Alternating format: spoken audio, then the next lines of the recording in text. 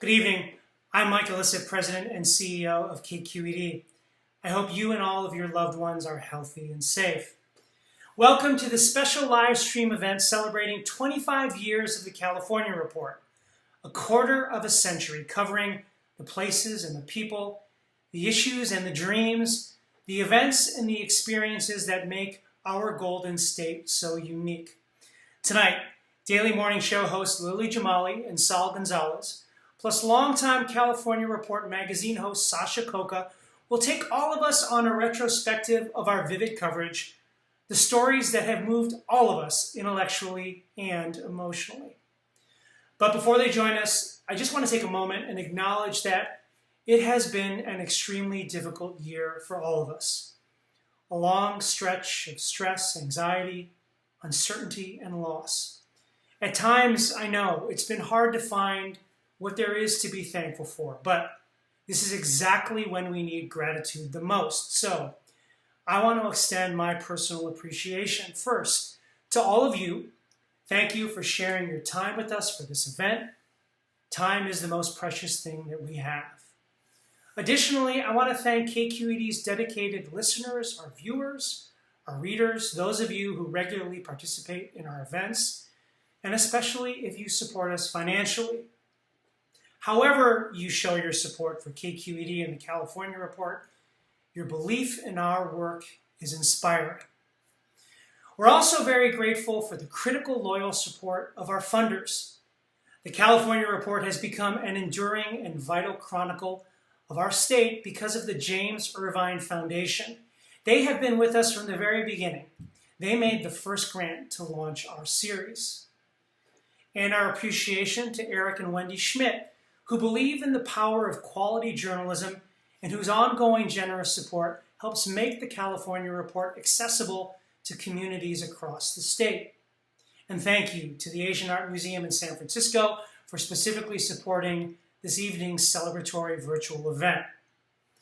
You know, ultimately, the California Report is about the people behind the circumstances shaping our everyday lives. And I want to recognize and thank the people behind the scenes at KQED who are passionately dedicated to informing, inspiring, and involving our audiences statewide. There have been so many people involved throughout the years, from the series' founding mothers, producer Sally Isley, director Tammy Ray Scott, engineer Seal Muller, and host Maya Krejci, to all the audio technicians, producers, and contributors who've left their marks on the series and have gone on to great things, and to our hosts who've served as trusted guides through California's past and present. So with that, on behalf of the California Report and KQED, please know that we understand just how privileged we are to serve our audiences in a moment when the safety of our citizens and the health of our democracy are at stake. And in a time when so many forces are driving us apart. We also feel the yearning for integrity, inclusion, belonging, and personal connection. Simply, we take the responsibility to serve you with trusted information and quality storytelling very seriously. So, without further ado, the California Report's 25th anniversary event.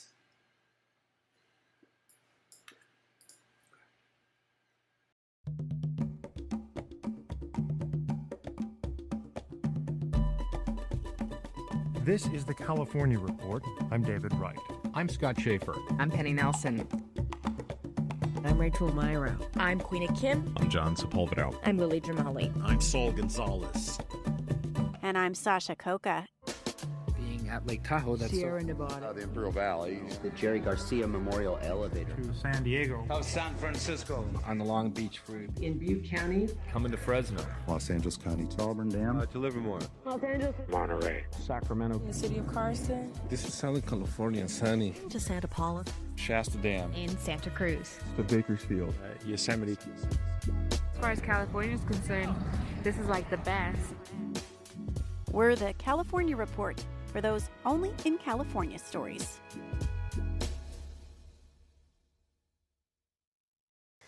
Hello, my name is Anaí, and this is my dad, Juan, and we are very excited to be a part of the California Report 25th anniversary celebration. I was born and raised in the Central Valley, and I spent my whole life pretty much playing and singing mariachi music. And music was always a really big part of my identity, and it really allowed me to connect to my community, both through performance and also through teaching. When I moved to Boston for college, I very quickly got super homesick, and I didn't only miss the sun and the scenery, but I missed the people. And the California Report really allowed me to stay connected to that part of my identity, even though I was 3,000 miles away. I would live vicariously through all the stories I would read on the report. So to celebrate the 25th anniversary, I'm going to be performing a song that my dad wrote about California's farm working community called Corrido de las Heladas, and I hope you enjoy it.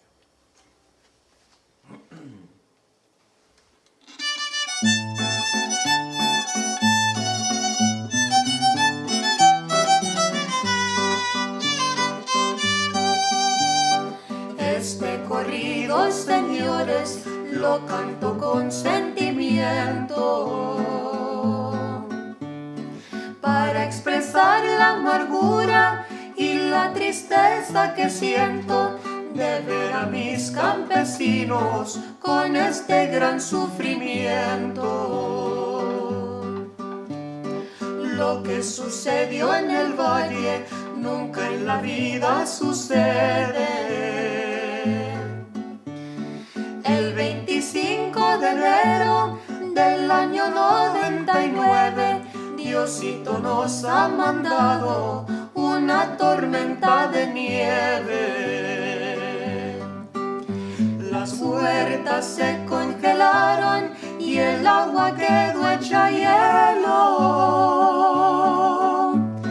Patrones y pescadores, todos están sin consuelo, con lágrimas en los ojos, miran la fruta en el suelo.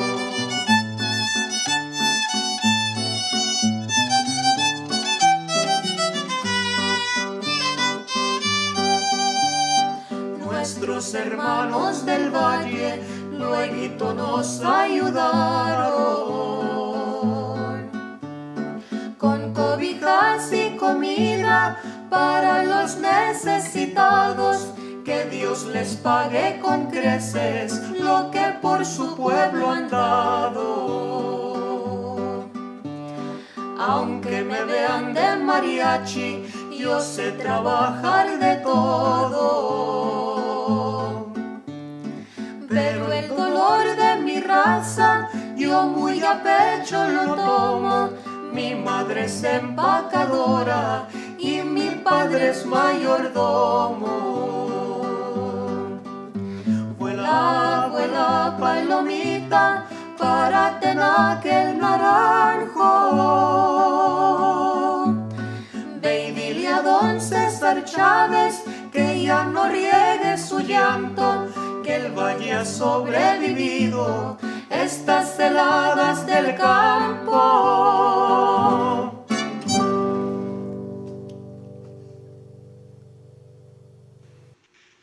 Good evening, everybody. I'm Sasha Khokha. I'm the host of the California Report's weekly magazine program, and it's so wonderful to have you here for this celebration of our 25th anniversary.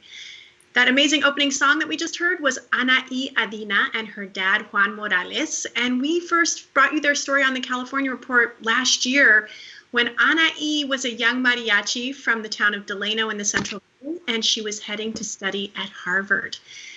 Tonight, we are celebrating 25 years of the California Report. It's hard to believe, but it's almost a quarter century of telling stories about the people and places of the Golden State.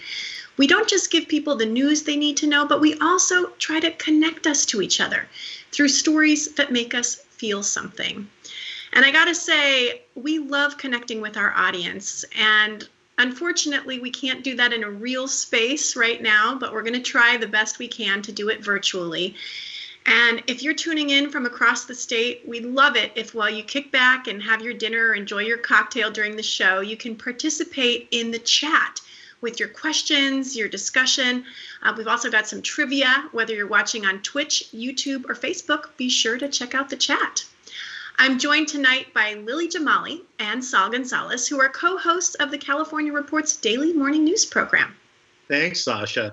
Now, when we began planning for our show's 25th anniversary, somebody remembered a San Francisco Examiner article from 1995.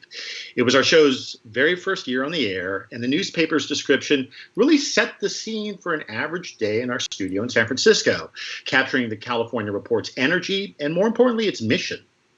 So let's go back in time to 1995. Here's how the Examiner set the scene in that article. And I quote, "Inside a glass-paneled studio, host Maya Krejci is going over her copy one last time, reading aloud and bobbing her head to the rhythm of the words. Sally Isley, watching intently from the control room, is swinging her left leg from her tabletop perch, while Seal Muller is whittling 10 seconds out of an interview on a big reel-to-reel audio tape. The show is about to start."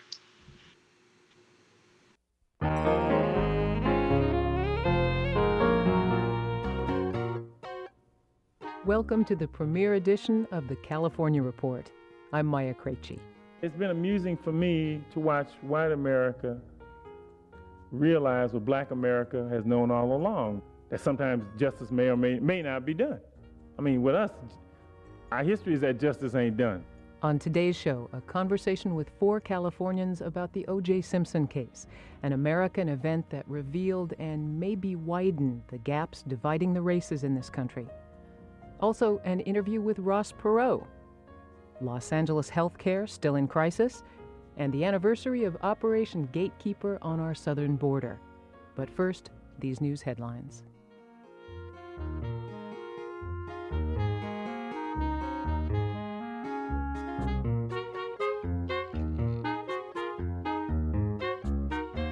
I just got to jump in and say here, this is me talking now in 2020 before we flash back to 1995.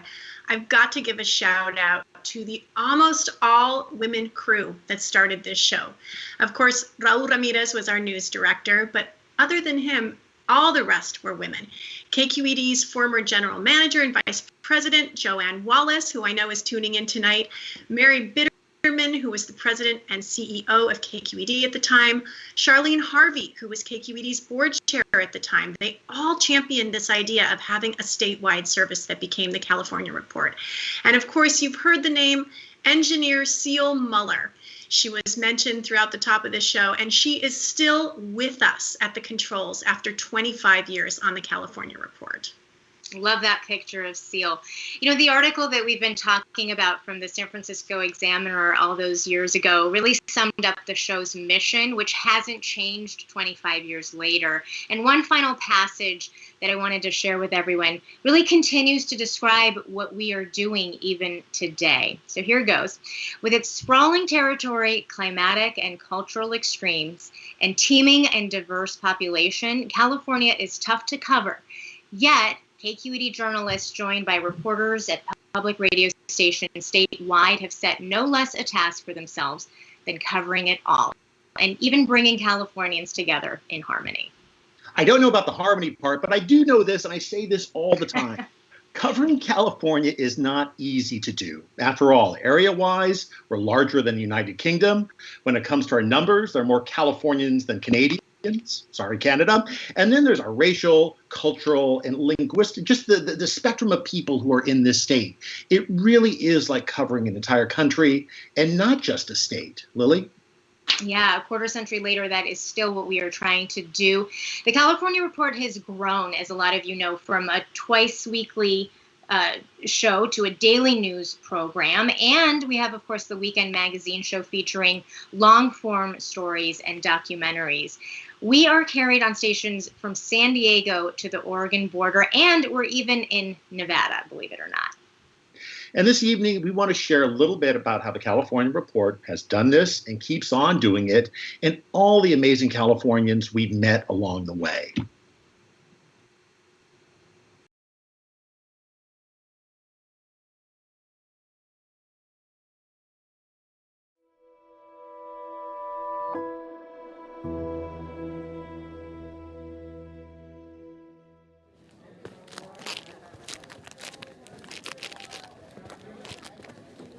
dancing, it consists of footwork, something like Michael Jackson, a little slipping and sliding, pantomiming, acting out a story.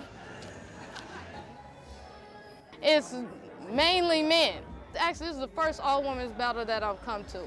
You know, sometimes you got to fight for your spot to get in the battle. I'm not saying that we are underdogs all the time, but you know, you just have to fight for your shine. And here, hey, it's our time.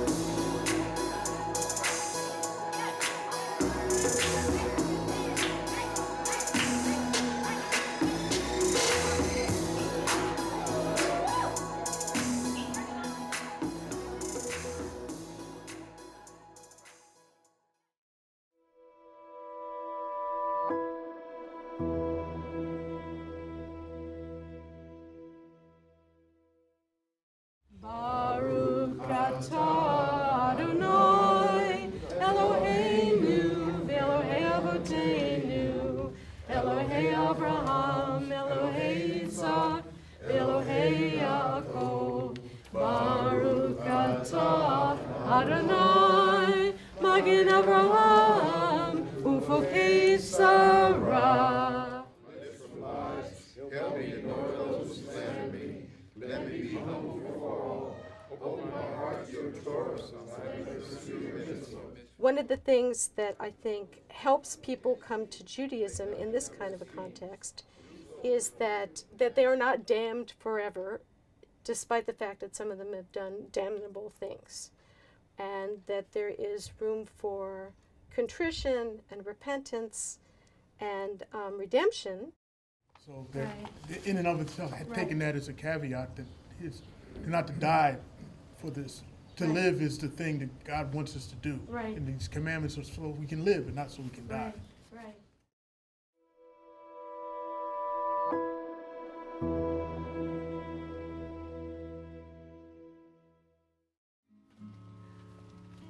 Buenos días. ¿Cómo se secan? ¿Aquí nada más en el papel? Sí, ya para la tarde ya está cocido. Many people working the fields can't afford or access the produce that grows all around them, especially people in rural towns like Raisin City, where Jessica Ortiz lives with her husband and 5 kids. Raisin City is 25 minutes out of Fresno. It's a little town, little community, very quiet. We have a whole lot of vineyards around us. Most people that live in Raisin City work either picking grapes, picking peaches, doing the almonds, and that's what my husband does. He's out there picking for almost the whole world, and I mean, he only brings like so much money home to feed his own family. My electricity came up to almost $300. My water's $140. And with him just making $170 a week, it's pretty hard.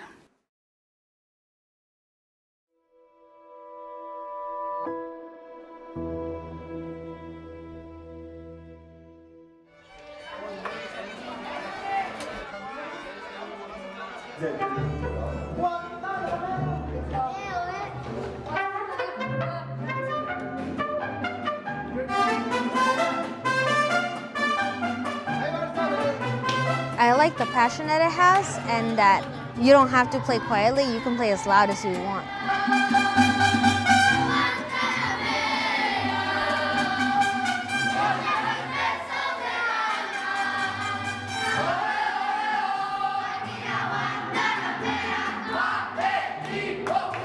% of these kids are Mexicans.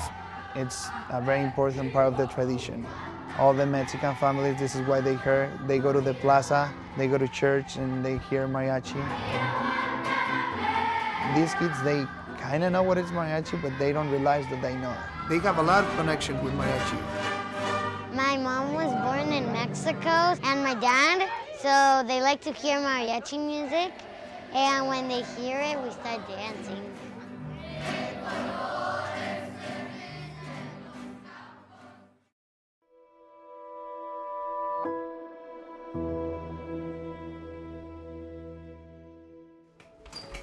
cerebral seeds. My Life and Other Natural Disasters by Anna Berlowitz. I write this book for the young generation, hoping you can be heard and understood no matter what voice you use. Anna's my sister. We grew up together in San Francisco. How do you deal with the frustration of sometimes not being understood? I have to be patient. You have to be patient. Yeah. If I don't have access to my communication device, it is depressing because I have no way to voice my opinions. I think that able-bodied people take their abilities for granted.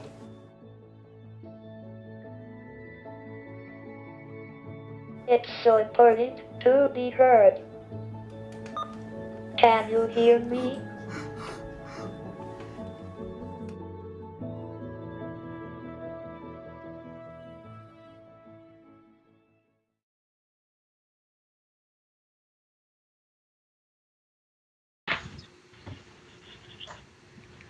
And that last piece by our colleague Victoria Maleon aired not long after I joined the team.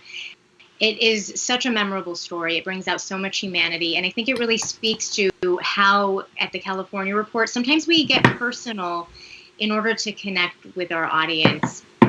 Tonight, we're going to hear about some of the history of our show. And we're going to be hearing from some of our longtime contributors, including some alums who have gone on to become big stars at NPR and at other places. And for me, coming to the show, one of the highlights was the chance to get to work with someone who I had heard on the California Report for years as a fan. Sasha has been on the show for 16 years. She hosts our weekly magazine show, but she started as Central Valley Bureau Chief based in Fresno. And Sasha, I thought we could start our conversation by just having you tell us about the decision to open a bureau in Fresno in the first place. Lily, that's so nice of you to say about being my fan. That's really kind. Sure. But yeah, I think the founders of the show from the very beginning had a vision of covering California without just a coastal sensibility, really understanding that we have this huge inland swath, and that, you know, even though that for people in the cities in LA and San Francisco, the Central Valley may just be drive-by country, a place that you speed through on the I-5 or the 99, there's actually a lot of rich storytelling there. There's incredible immigrant communities there. And of course, you know, it does have some of the starkest poverty in the nation. It's also our nation's breadbasket. It's where most of the fruits and vegetables in the nation come from.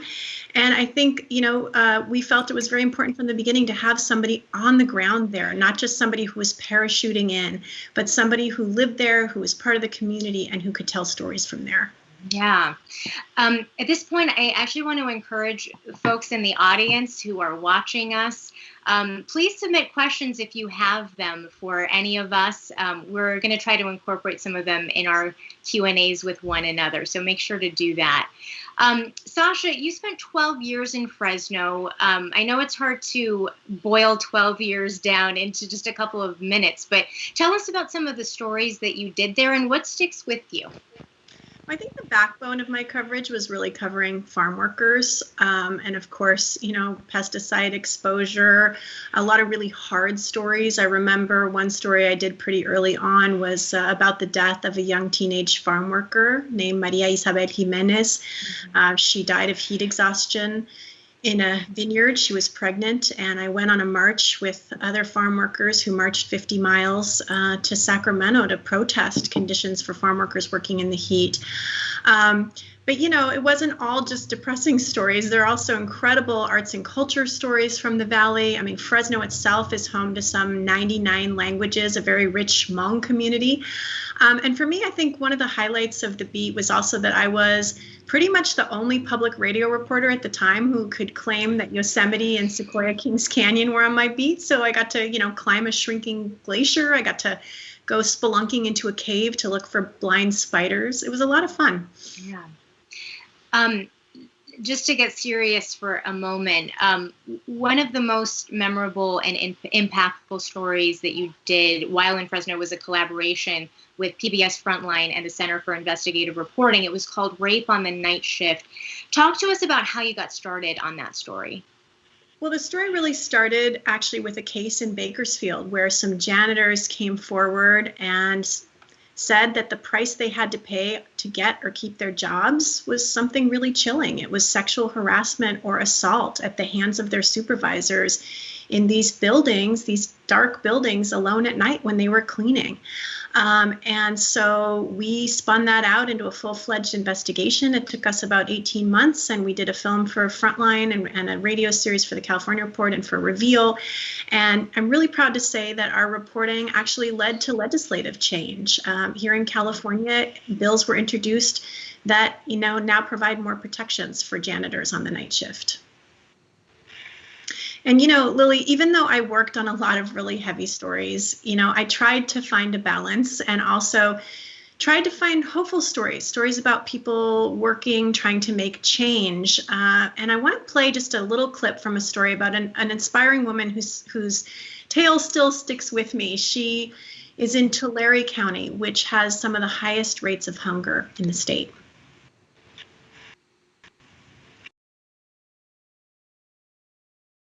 But the food bank does have the support of a group of community volunteers led by Sara Ramirez and her husband David Terrell. They rescue produce that would otherwise rot in people's backyards. We found that there was a lot of tree fruit going unharvested, and yet at the same time we have hunger and food insecurity, and it just seemed like we should be able to put a need with the surplus. Let's put the pieces together. This project to salvage fruit or glean it is part of a broader grassroots effort they fund out of their own pockets. The daughter of farm workers, Ramirez grew up in Pixley and went on to earn a doctorate at Stanford. She also served as Tulare County's epidemiologist and is a health educator. One of the biggest problems, given that I was looking at health data, was really these chronic diseases, obesity, diabetes, juxtaposed with food insecurity. But we kept sitting around these tables and repeating the same thing over and over again. And there was little action. We were looking for someone else to do that work.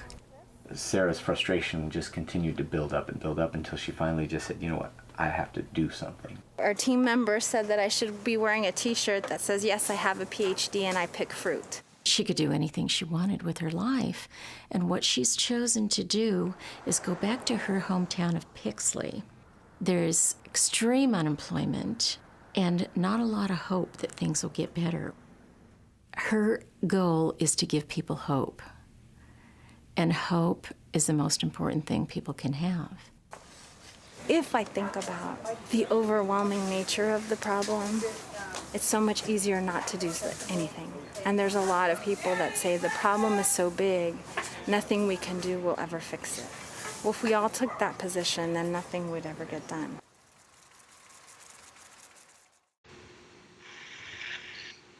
And Sasha, you left the Central Valley job 4 years ago. You've been at the California Report magazine ever since. How have you and your team, as a team, worked to transform the show? Recently we took a survey of our listeners, and people said to us that the California Report morning report is kind of like my cup of coffee in the morning with the news I need to know, and the magazine show is more like my glass of wine with my feet up on the weekends. So I think that's, kind of what we're trying to do is transform the weekend magazine show into more of a deep dive show. We've been doing a lot more documentary work. I'm particularly proud of a couple of recent documentaries we've done. We did one about Jonestown, the massacre in Guyana in the 70s, and one California man's quest to figure out how his own family's story was linked to that horrible tragedy. We've also done a lot of accountability journalism through our documentaries. We just did one about how senior citizens are vulnerable to wildfire, seniors in care facilities, and a documentary that just came out last week that was following a transgender asylum seeker, a story that I did. We reported it in 3 countries over 2 years following her journey towards her California dream. Yeah, and I remember that that story because I had recently arrived at the California Report, and I think I might have been here for a month or two at that point, and you called me up because you needed a shotgun microphone, actually, because I was just coming back from Tijuana and you were on your way down. And it was just so amazing this weekend to hear that story and realize this is the kind of work that you were doing during just a couple days that you were down there. Very impactful, very powerful piece of journalism. And I think it's really important also to just let people know that you will spend months and sometimes years, in that case 2 years, on some of the work that you do.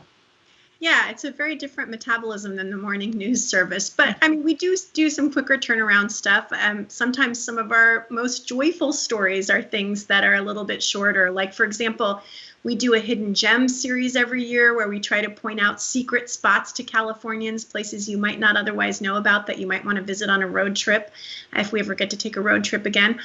We did a series on California place names like Zizix and Volcano and unusual place names like that. One on letters to my California dreamer, where some of you, our listeners, wrote letters to the first person in your family who came to California with a dream. And then we're also doing shows about whole regions of the state. Like we did a special on Coachella, the real Coachella, not the music festival, but the real community that lives there year round. Yeah. So we do have a couple of audience questions. I'm going to start with one from Rupi Singh, who asks you, she knows that you are from here. You are a California story in so many ways, born of an Indian father and American mother. And she wants you to tell her a little bit about, and all of us, a little bit about your life story. Oh my gosh.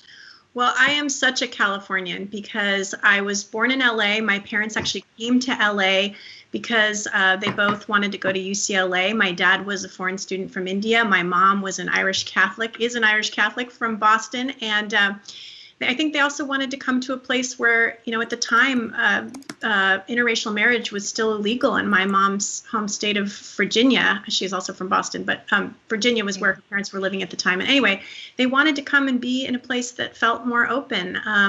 And they settled in LA. They've been there ever since. And of course, I've spent lots of time in the Central Valley and also in the Bay Area. And I think, you know, now I see all these kids with my pedigree, you know, all these Indian engineers who've come and married white women. But at the time, it was a pretty unusual mix. And growing up, you know, I definitely gravitated to those few people who also had my heritage. And so, you know, I think it's really interesting, Lily, that we all bring that pedigree to our jobs as hosts on the show. You're also the child of immigrants. Saul is as well. And I think we really do bring that sensibility to our coverage. Yes, absolutely. And very good choice, UCLA, on behalf of myself and Saul, both Bruins. We're going to do an 8 clap later. Victor Madrigal has another audience question. He wants to know, what is the fundamental change that you hope to see in 10 to 15 years in how media covers our state?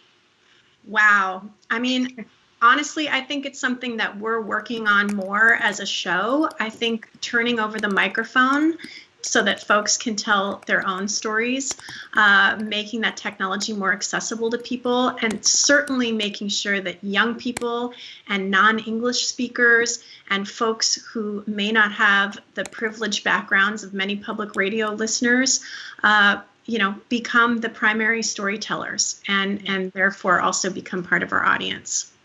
And we're going to be asking this next question of everyone tonight.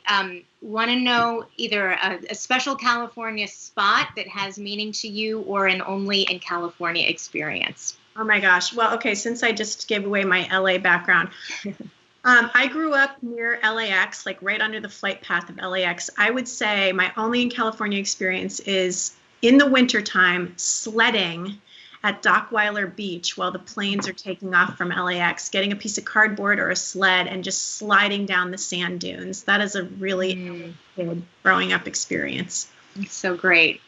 Well, the story of how you got your start as the California Report's Fresno bureau chief involves one of this evening's special guests. So I'm going to let you take it from here, Sasha. That's right. I wouldn't have gotten my start on the show if it weren't for a phone call from our next guest, someone whose voice those of you who listen to NPR regularly will definitely recognize, Tamara Keith, who is the White House correspondent from NPR, and she joins us now from her home near DC after a very long day, I understand, following Joe Biden. Tam? Yes. Hi. Hi, welcome. Thank you so much for being here. I got my job on the California Report because you enticed me. You were the Central Valley Bureau reporter before me, and you told me about these stories covering cow poop and farmers who feel like consumers don't understand their plight. And you were from Hanford. You grew up in the Central Valley, and you went back there to report on your home turf. Absolutely, and learned a lot about my home turf in the process. It was, my first reporting job out of college, out of grad school, and I don't think, as I give young people advice about what they should do, how to get started in our industry, I'm always like, go to a place like the Central Valley where there are so many amazing stories, and just like you experienced, the area was not crawling with public radio reporters. I basically could choose any story I wanted to tell, and there were so many awesome, incredible stories the kind of reporting that I did when I was in the Valley. It was formative in helping me become a better journalist. And also, I don't know in the rest of my career that I've ever had such an opportunity to meet so many incredible people as I did covering the Valley. Wow. Well, we should say you actually I should say I cover politics now, so it's like completely different. Right. So, yeah, right. There's a dearth of incredible people. We should say, Tam, though, that you were kind of a child prodigy. I mean, you got your start on the California Report when you were like 12, right? No, I was like 18. Okay. Well, we want to take a minute to play Tamara's first radio essay for the California Report. Get ready to be embarrassed, Tam. The transition from teen to adult is often an awkward experience. For some thoughts about that, we turn now to a young California writer, Tamara Keith. When I was a little girl, I had a pair of huge silver high heels in my closet. I'm sure my mom had once worn them to a fancy dinner or a special dance, but my wearings were never quite so glamorous. Every once in a while, I slapped on some fuchsia Tinkerbell lipstick, put on one of my mother's fancy nightgowns that I thought were Cinderella dresses, slipped my feet into the massive shoes, and walked around the house pretending I was an adult. Although I felt all grown up with my pink lips and fancy clothes, I know I must have looked pretty silly. The shoes extended several inches beyond my heels. I was virtually drowning in the dresses, and my grandmother said the lipstick made me look like a tart. Over the past few weeks, I've found myself in several situations where I had to pretend to be an adult. Since turning 18 isn't an automatic ticket to maturity, I had to transform my teenagerly appearance, mannerisms, and vocabulary. On one occasion, my ragged jeans, tank top, and floppy sweater were replaced by a slinky black dress. My simple silver stud earrings became dangling jewels, and I actually curled my hair. I had to stand up straight, smile a lot, hold my wine glass, filled with mineral water, in just the right way, and attempt to remove the word like from everything I said. Although I wasn't swimming in my dress or flopping around in my shoes, they just didn't feel quite right. My body may have fit into those clothes, but it wasn't me. At least not yet. Adulthood is as much cosmetic as chronological. At some point, the mature part of the soul overwhelms the child. I guess, until I become a real grown-up, I can just pretend. For all I know, that could be what everyone else is doing, too.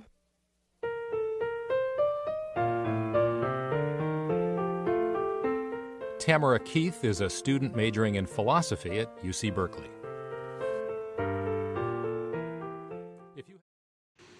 From there to the White House, folks. Tamara, I love that picture of you with the little toddler microphone. I have no idea what that was. It was like, early karaoke machine. I just want to remind our audience, if you have a question for Tamara Keith, feel free to submit it in the chat. Tam, you, of course, went on from doing that essay to being a big part of our show. You did the early morning shifts as the director of the California Report. You also covered Sacramento Any favorite or funny behind the scenes moments you want to share with us? I don't know if it's fun. Well, okay, there's one I can think of that is funny. The thing that really stands out to me is, like I volunteered to be an intern who wasn't paid doing that early morning shift every single day. And, the reason I did that was in part so I could spend time with Scott Shafer, and so that I could have sort of unobstructed time to learn before everyone else came into the office. And Scott and I would go basically every morning. I gained like 20 pounds. We would go get coffee and scones or tea and scones every morning and chat. And I learned so much from that. The thing that is funny is the time that I overslept my alarm. I mean, it's funny now. I overslept my alarm, maybe had been sleeping at my boyfriend's house, maybe didn't have regular normal clothes, and had to race across the Bay Bridge wearing gym clothes and then work an entire day wearing gym clothes at the California Report, which is kind of an embarrassment. The other one is, and this is less funny, though, with 20 years behind us, it's okay. There was an execution, and Kai Risdall did this amazing story about the execution, and the person who was convicted and then died with a feather on his chest moving up and down as you saw his breath end. It's just this incredible story that he did, and I picked a piece of music to go after it that in my filing system just said 10 seconds sad song. It turns out the song was called Better Off Dead. Oh my God. And I had no idea, but the listeners knew and wondered if I was trying to be funny. It was mortifying. It was terrible. But, 20 years later, it's actually pretty funny. Oh my God. Well, I have to ask you, how do you think your time on the California Report has prepared you for your job today covering the Trump administration? I mean, anything from the farm fields of Fresno that brought you to the press room of the White House? Well, I guess one thing is that working on the California Report taught me how to be an audio journalist. And Seal Muller, as we've talked about, just taught a master class in how to make audio journalism, which I don't get to use every day covering this White House. I will say that, when people talk about real America, I think I'm from real America. I'm from the Central Valley of California. Like, don't talk to me about real America. I'm from real California. And I think that I can relate in a way that people probably wouldn't assume that one could if you just say you're from California. So what happens January 20th? Do you stay covering the White House with the new administration? Yes, I do. I started covering the White House in the Obama administration for the last 2 years, which were kind of boring, and I was mostly on the campaign. And now I covered all 4 years of Trump, and now I'm going to cover Biden. I don't know how long, but I will be the president of the White House Correspondents Association in 2022 and 2023. So I know that I will continue to be a White House correspondent at least until then. Wow. Okay, I got to ask you, because I'm sure you are homesick for California, especially in December in Washington, D.C. But what is your one special California spot or only in California experience? Oh, gosh. I grew up in the Central Valley, but also in Glendale in Southern California. And I would love more than anything to be able to take my little kids riding those ponies in Griffith Park.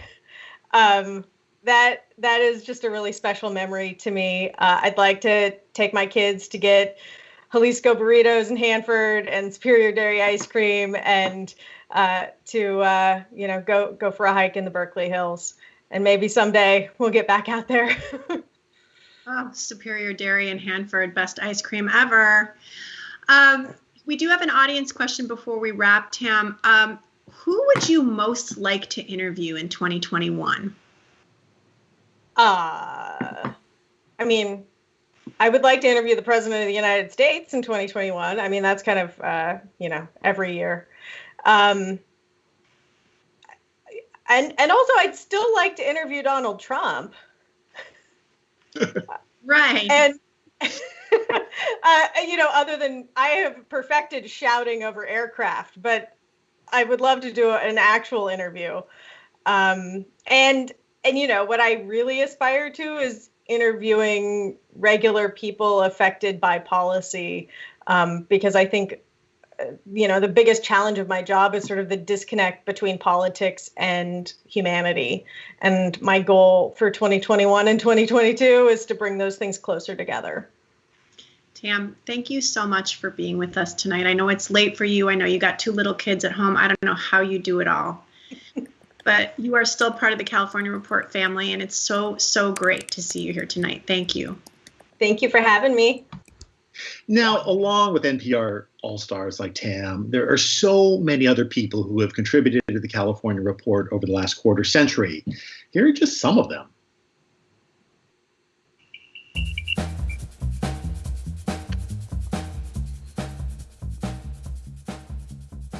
Hi, everybody. Wow, 25 years. Do I feel old?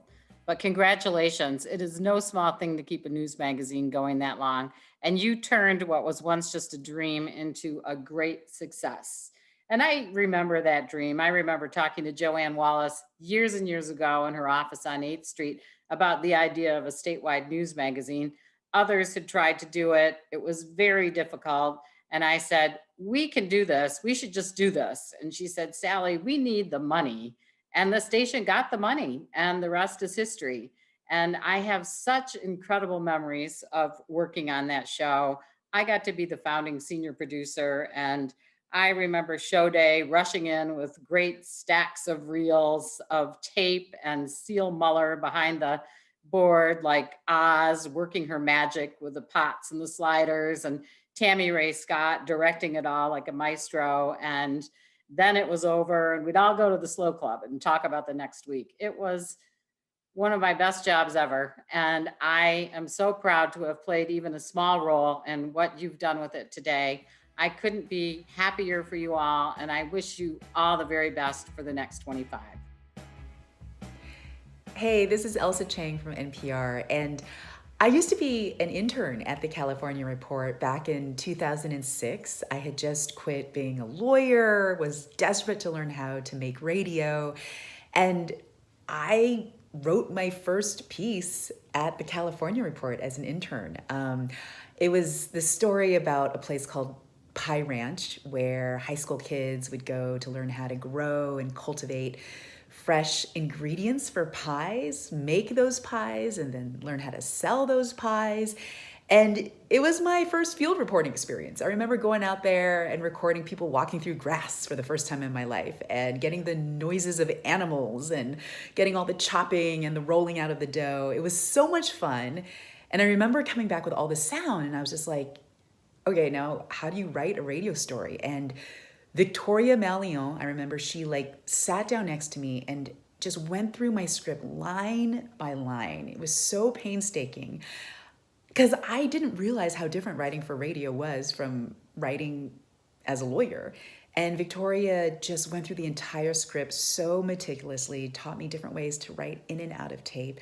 I'm just so grateful that that is where I learned how to write my first radio story. So thank you to the California Report. Thank you to Victoria. Thank you to KQED for being the place where I got to launch into public radio. Hi everybody, and happy anniversary to all my friends at the California Report and everybody that's listened and supported the show over the years. Wow, what a journey, 25 years. I can't even believe it, and I just want to say how proud I am of all the work that's been done in that time. It takes a lot of work to do that, a lot of late nights, a lot of early mornings. And I really, when I think back on the 14 years that I spent with the crew, what really stands out for me are just the amazing ways that Californians were willing to open up and share their stories so that we could connect this big state. People were willing to laugh, to cry, to just welcome us into their homes, their businesses, and tell us what is really going on in this big state. So That really is what stands out for me. And as you prepare to celebrate the next 25 years, I just want to wish everybody the best and say that I'll be listening and celebrating along with you. So thanks for everything you do to make the California Report as good as it is. Hey everybody, it's Kai Risdall. First of all, I apologize for the backdrop. This is the little tent fort that the marketplace engineers built me in the shed next to my garage so that we can still do the show and not have to go into the studio. First of all, 25 years. Unbelievable. Congratulations. Second of all, the fact that I was there 20 years ago is just slightly horrifying. I know the prompt for this was tell us a memorable or a funny story about your time on the California Report, and there are bunches of them, right? I mean, I loved every second that I was on that show, out in the field reporting and getting to sit in and host every now and then. But here's the thing about the California Report and KQED and me. It taught me how to do this job. It taught me how to listen for sound and to edit for sound and to think about telling stories in a way that's going to make people want to listen to them. And it is not a stretch at all to say that if it wasn't for the California Report, I would not have the job I have today. So that's it. Congratulations. Call me again on your 30th, and I'll do another video, all right? Bye. Hi, I'm Mas Masumoto, and California Report celebrating 25 years. Thanks for giving a taste of the state and her people, land, and stories. This moment in history is about listening and sharing. We've been pleased to be part of that 25 years and look forward to more listening out in the fields, walking, working as an excuse to listen. Happy birthday, California Report. So you're 25 years old, which I'm pretty sure is how old I was when I started working at KQED in the California Report. So I'm supposed to conjure up all kinds of memories about stories I did that stood out to me. Honestly, you know, I remember a lot of blackouts. I think we covered a lot of PG&E blackouts. I remember a lot of nurses striking. Any of this feel like a familiar theme? But really, the thing I remember most about my time there was the people. And that might sound cliche, but KQED and the California Report changed everything for me, right? I learned how to do radio there from the best. Scott Shafer, Suzie Racho, Alex Cohen, Ingrid Becker, Raul Ramirez, David Gorn, a long list of people who have come through the doors of the California Report. You guys are the gold standard in terms of statewide reporting. I am so happy to be part of this anniversary, and I am very, very happy to be part of a small part of its wonderful legacy. Cheers. Wow, 25. Awesome. Yeah, I learned a lot from the California Report. I was fresh off an internship with KQED News, and I had applied for an internship with the California Report because I wanted to stay working at KQED. And I just learned so much from working on that team. Everyone welcomed me with open arms. There was so much to do all the time. We traveled a lot just within the Bay Area. On quick little reporting trips for stories, which I always thought was fun. You know, I loved being in the studio with Suzie. I loved sitting in on edits with Vic, and I loved QCing California Foodways. This was like the very early days, I think like the first couple of episodes of that show. And I remember I was always like so excited every time there was a new episode, because I thought it was really cool. And yeah, I'm really grateful to all of you for teaching me the ropes. And happy 25th. Hi everybody, Rachel Myro here, California Report AM host for 7+ years in the late aughts and early teens of this century. That was a ringside seat to history in the making for me. I got to introduce all sorts of stories about California. Big, beautiful, sad, enraging, inspiring moments in California, stories told by passionate journalists from all over the state. I used to say I got to be the hostess of a public radio potluck organized by KQED, and all these years later, I'm still working for KQED. I'm senior editor of the Silicon Valley news desk, doing the daily do in the daylight hours, thank God. But seriously, the best part of this job has always been you, the audience, the people that we've talked to and with, the people who make the trains run on time in California. That's you. That's you. What a privilege to have your attention for just a few minutes every weekday morning to talk about what's most important to those of us living in this golden state together. Thank you for helping us tell the story of California for the last 25 years. And here's to 25 more. Hey, KQED and the California Report, checking in from my little home studio here in Washington, D.C. to wish you a happy 25th birthday. I was the Sacramento bureau chief when Jerry Brown was governor, which means I spent a lot of time covering somebody who'd spent his entire adult life in elected office, running the state after a first-time politician from the world of reality TV had come in and shaken things up. And it was an interesting experience, but I really don't know if it's applicable to anything else I'm ever going to cover.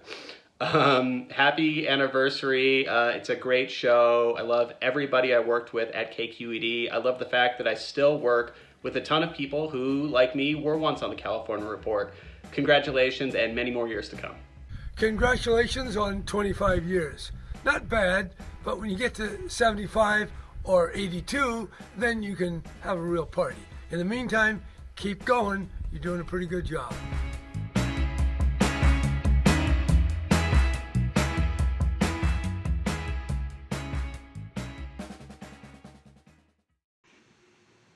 One name that you heard in those tributes just now was Suzie Racho. You also saw her photos at the beginning where she was holding a microphone. Suzie has been behind the scenes on the California Report for more than 20 years as a producer, director, sometimes as a reporter.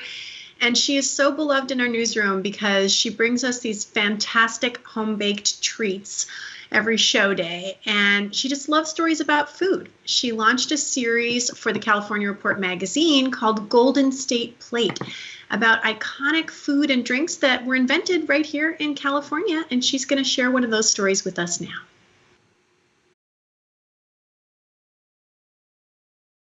It's a chilly morning at another San Francisco tourist attraction, the Japanese Tea Garden in Golden Gate Park. I'm here with Stephen Pitzenbarger, one of the gardeners. He's a bit of a tea garden historian. We are really a gem that's for San Francisco as much as it's for the tourists. He's taking me to the gift shop, where bolted to the top of a display case, I see two small iron molds, black with long, thin handles. They're called kata and are used to make Japanese crackers called senbei. A small sign says these presses date back to 1914. A device, Stephen says, a caretaker at the garden adapted to make fortune cookies more than a century ago. His name was Makoto Hagiwara, and he may have served the first fortune cookies in California right here. Each cookie was imprinted with his initials, M.H. The story that I understand is he took a Japanese cookie, senbei, and he got the idea to put a little note in it. You can probably trace the history of fortune cookies back to LA and San Francisco. But, fortune cookies as a concept go way back to Japan. That's Jennifer 8 Lee. She wrote the Fortune Cookie Chronicles, Adventures in the World of Chinese Food. But her research took her to Japan.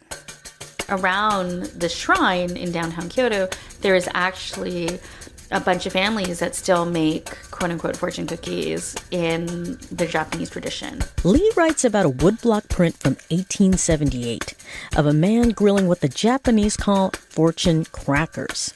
They look like American fortune cookies on steroids. They're actually bigger and browner. They're made with miso paste and sesame, so have a much nuttier flavor than the American versions, would tend to be yellow and buttery and vanilla, reflecting American palate. Japanese bakers still make fortune crackers one by one, much like Makoto Hagiwara did in the 1900s in Golden Gate Park.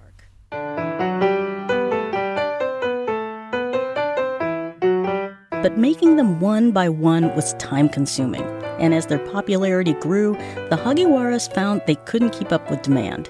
They outsourced production to a local confectionery shop called Benkyodo. My name is Gary T. Ono. My grandfather was the founder of Benkyodo. His name was Sueiichi Okamura. Gary believes that Benkyodo was given all of the katas from the tea garden. He says his grandfather worked with Hagiwara to adapt a fortune cookie recipe to the American sweet tooth. They came up with a vanilla extract flavor that we know today. I visit Gary's apartment in LA's Little Tokyo.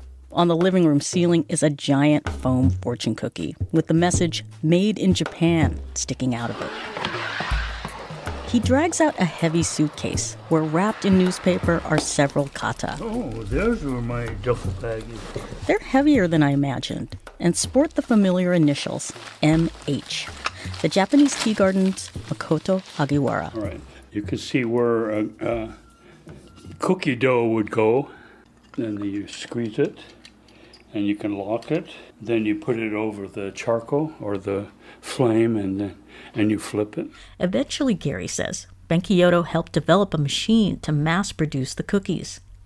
But how did this American adaptation of a Japanese cracker become so associated with Chinese restaurants? Author Jennifer Eight Lee says there were a couple of factors. When the Japanese first came to the United States, a lot of them actually ran Chinese restaurants because back in the 1910s, 1920s, Americans were not eating sushi, right? Sushi, raw fish, like no-go. So instead you had Japanese opening Chinese restaurants because that was familiar with like chop suey and chow mein and egg foo young. And in this mix of Japanese families opening Chinese restaurants, they began serving fortune cookies as a form of dessert. So Japanese bakeries in California, like Benkyodo, manufactured fortune cookies for decades, until 1942, when Japanese Americans were forced into internment camps. Behind them, they left shops and homes they had occupied for many years.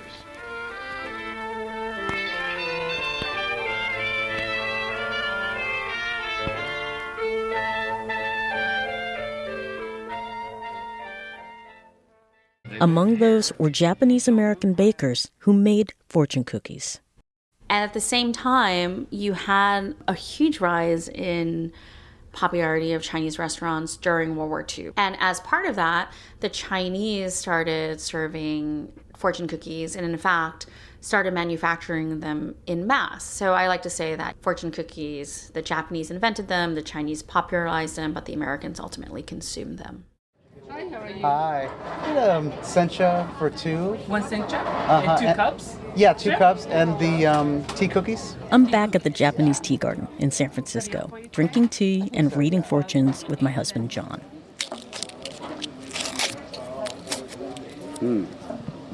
Oh, here we go. The stock market may be your ticket to success. We'll see about that. We've got a personal connection to fortune cookies, too. We gave them out as wedding favors. And like the ones now served at the Japanese Tea Garden, they came from Chinatown. For the California Report, I'm Suzie Racho.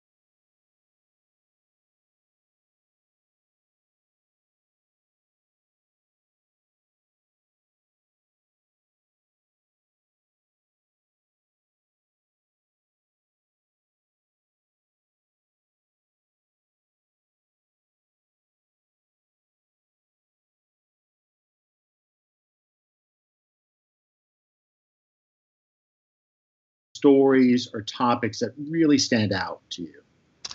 Well, a lot of times people will say, as somebody asked Tam earlier, like, who would you like to interview? And, immediately, people I think are thinking of somebody famous. But the stories and the people that have always stuck with me, Saul, are the people who just let me into their lives and told me very sometimes intimate stories about what was happening. I'll never forget a story I did about lifers getting out of prison. And there was a Berkeley restaurant that would host any new lifers who got out. There was a group of men who would get together with the latest person to get out and share stories about what it was like to be on the outside after being on the inside for so long, and just to be in that place with them and to hear their stories about what it was like on the inside and what they're facing now that they have freedom. It was just really extraordinary. There was a story earlier, you saw the video clip of Hanukkah at San Quentin prison. So just so many of these criminal justice stories, a lot of people I've talked to behind bars or ones who've gotten out, just really stick with me, some of the stories, and on the victim side as well. I did a story years ago for the California Report about the impact of executions and what kind of closure, if any, that brought to victims of crime. And I'll never forget some of the folks I talked to for that story as well. So, it's just really those. The great thing about being a journalist and working for KQED is that you get to talk to people who would never really talk to you otherwise because they'd have no reason to. But when you work for KQED, you have a microphone, it kind of gives you a license to be curious. And it opens so many doors. And I'll always forever be grateful to all the people who've talked to me and to all of us really as journalists, because they don't have to. They do it because they have a story to tell and we're curious and, hopefully we're good listeners. That always strikes me about how generous people are when you go up to them, regular people, and ask them a question and the amount of time that they give you. Just one housekeeping note I should explain. Apparently, we lost audio for a while. Very embarrassing for radio people to do, but we're back on. I think we're all good now. And the first question I asked Scott was about how he got into journalism and then how he got involved with the California Report. And after that, in case you missed that audio, it was about stories. It was fascinating, let me tell you. It was fascinating. You got the response, I think. So, and then just turning to stories that just have meant, often journalists don't like to talk about this usually, but a lot of stories speak to us personally, right? They have a personal impact on us. Anything like that during your tenure with the show? Well, I think the one that comes to mind personally is covering same-sex marriage, from all the way back in 2004 when Gavin Newsom, who was mayor of San Francisco, began issuing marriage licenses to same-sex couples. KQED allowed me to cover that story from the very beginning. And I came out, to our listeners. I mean, I was out already, obviously, to my everyone in my life, but I came out on the air because I had gotten married during that period of time with my now husband, John. And so I covered it from the very beginning and then all the way through the Prop 8 trial, the arguments at the U.S. Supreme Court, getting to sit in on those oral arguments this was the DOMA case from 2015, I think it was. And so, that is obviously a story that was very personal to me, but one where you have to dissociate yourself and your feelings and your personal views as you're doing the reporting. I mean, I remember going up to Sacramento and a huge rally for Yes on Prop 8, talking to the minister of a mega church that was supporting Proposition 8. And, I think what we all get good at is sort of setting aside whatever personal views or feelings we have about issues and just telling the story, as straight as we can, so to speak. Yeah. And just very briefly, Scott, when you came out, did you put a lot of thought into that? Was there a lot of conversations before broadcasting that, or was it surprisingly easy to do? Well, the reason I did it, not that I was hiding, but, I mentioned, we had gotten married. And so I was reporting on the story. So Raul Ramirez said, you really, for the interest of transparency on the air, full disclosure, you should mention that you got married. Now, that's something that a heterosexual couple wouldn't need to do. But because it was in the news, Raul thought that I should, just say something on the air, which I did. And I did it very much in passing. I didn't make a big deal of it at all. It was just a phrase, really, that in a sentence of an answer I was giving to a question. But I got email or mail. I think at that time it was actually like stamped snail mail, from people who had heard it and really appreciated it. And so it was a positive experience, but it was one I'll never forget. Yeah, I only imagine what that meant to a lot of people listening. Now, you've interviewed a who's who of California politicians over the years, but you do have a particular rapport, I understand it, with former Governor Jerry Brown. The guy, to be a little frank, nice guy, but to be a little cantankerous. And here's a sample of one of your exchanges with the former governor. So I was a little surprised to hear that others weren't tapping into this fountain of political knowledge. Well, then the interview started. Well, let's talk about the beginning of you, which is, I think, April 7th, 1938. Yeah, I have no recollection of that. Well, others do. Brown questions your questions. See, you can't even formulate that question in a way that I can make use of it. But I get and often critiques what you're asking before answering it. Well, first of all, I don't think that question is entirely clear. And don't even bother asking him what people are like. What are people like? If you ask me, what do you like? I'd be hard-pressed to give you an answer. And before you get to the political lessons, you've got to wade through Brown's world of ideas and books. Lots and lots of books. Papert, he wrote a book called Mindstorms. I heard Aldous Huxley talk about Zen bones and flesh. Emily Dickinson had a poem, I'm Nobody, Who Are You? One of them is embodied in a book called The Cloud of Unknowing, which I'm sure you're familiar with. What I love about that is that it is classic Jerry Brown. Scott, do you have anything more to say? Jerry Brown is a bit of an enigma. I spent more than 40 hours with him up at his ranch in Colusa over the course of several months, doing an oral history with him, along with the Bancroft Library. And this is going to sound odd. I swear to God, after all that time, I'm not sure he knows my name. Jerry Brown, he is an odd guy. He never once said, "Hey, Scott, how you doing?" He's not a small talk person at all. Wonderful experience spending time with him, but he's an unusual dude. He really is. Brilliant politician and human being, and just such an important figure in California, but not a people person, I think many people who know him would say. Just out of curiosity, do you ever talk like literature with him, or philosophy, or Zen, or anything like that? Oh, you can't. I mean, you don't. Yes, I mean, you can't talk to Jerry Brown without that coming up. At one point, he turned to me and he said, "I've got you pegged. You're a West Coast secularist." I was like, okay. You got me. You got me. Yeah. Let's turn to this extraordinary year that we're having now. 2020 is like no other year probably in our mutual living memories, I think. There's a lot facing the state, from the pandemic to the recession to our usual problems of transportation and the housing crisis and homelessness. As someone who's studied California for so long, who's reported on California for so long, what do you make of this year that we're about to close on, and what it means to California in some greater context?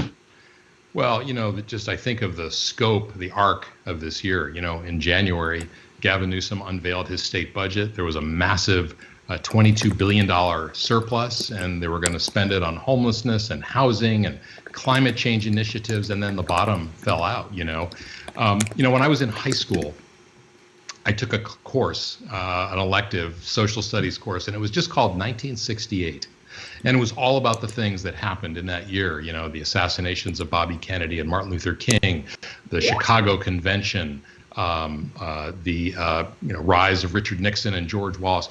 And I think there's no question that 2020 is going to be one of those years that is going to be taught in colleges and high school classes for years to come. I mean, just in terms of California, of course, we've had this extraordinarily terrible wildfire season. That we're all living through this pandemic, a very, election that began with Super Tuesday in California, but ended with, an all-mail ballot. I'll vote by mail ballot just because of the circumstances. So I think it's a little hard when you're in the middle of something to really have perspective on it. I think it's going to take a while once we get through this year and probably early next year as well to kind of give it real perspective. I mean, I lived through in San Francisco, the 80s and 90s with the AIDS epidemic.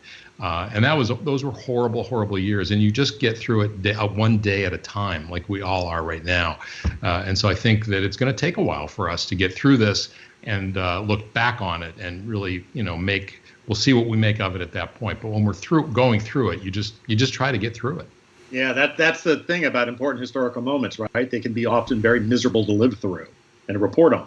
They are, but that's all about, that's what life is, I remember sitting in the newsroom on the morning of 9/11, with Kathy Barron doing the morning news and watching TV, and that plane hit the first tower, and it just changed everything. It changed all of our lives. And, it's interesting being in the news business when you're not just reporting on these things, but you're experiencing them as a person as well.